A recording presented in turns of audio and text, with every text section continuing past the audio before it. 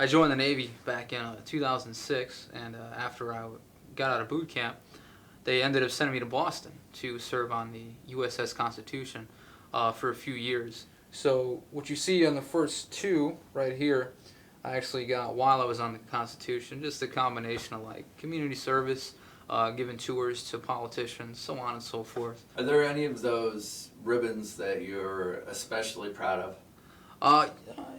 Yeah, actually, I would say this should be my Navy Achievement Medal that I got for actually developing a tour for Senator John Kerry back in 2008. Actually, he was going to come with a group of dignitaries from a foreign country and give a tour of the Constitution. And me and I would say another officer in charge, some lieutenant, we devised from start to finish an actual detailed plan of where he would go, what he would look at, what information he would be presented, and what we would show the foreigners. This guy right here, the red and yellow one, I got for the global war on terror. So the military decided to issue that to everyone who joined the military after 9/11. So for me to knowingly join after the terrorist attacks, it kind of told me that I knew that there was potential danger out there in the world, but I felt that I still needed to do my duty. For me to join the Navy was more a life experience. I wanted a chance to see the world, get some money for school, and learn some stuff that I would probably never be exposed to. Like, I was in Milwaukee, Wisconsin. That's where I was when I got recruited. So like in Milwaukee, the likelihood of you transiting the Atlantic and Pacific Oceans and meeting the Japanese and South Koreans and Malaysians and Thai from Thailand, it's very unlikely. So if you had the chance to do that all over again, do you think you'd do anything differently?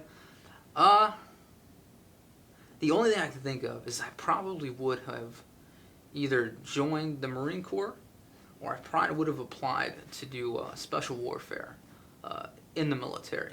I'm a pretty physically active guy. I do a lot of running, a lot of swimming, and those type of branches, they like that stuff. They like guys who are fit, who are young, energetic, can tolerate a lot. And I say it now.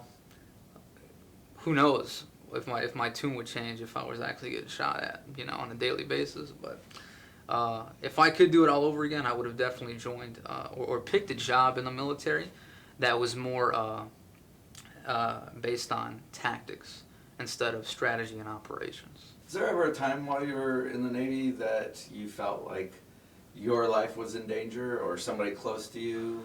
Oh yeah, I think I guess the time I was the biggest reality check I had, I think, was back in 2010, where we were actually in the Gulf of Oman, which is in between Yemen and Somalia. And we were off the coast, and it was like 4 o'clock in the morning, and I was on watch, and we got a call from the captain of the ship. We don't know where it came from. The captain of the ship calls the guy who runs the Combat Information Center, and long story short, within a half hour, we fired about 4 missiles